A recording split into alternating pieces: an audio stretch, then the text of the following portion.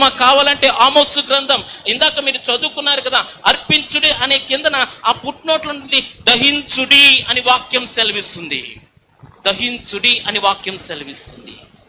పులిసిన పిండితో ప్రభుని స్తుతించగలిగితే దాని అర్థం, ప్రియదేవుని సంగమా, నువ్వున్నటువంటి స్థితిలో, నువ్వున్నటువంటి లోకంలో, నువ్వున్నటువంటి పనికిరాని కార్యాల్లో నీవు నిజంగా దేవునికి ఇష్టమైన దానిగా నేను ఉండాలి, ఇష్టమైన వాడిగా ఉండాలని స్తుతించే జీవితాన్ని అలవాటు చేసుకో.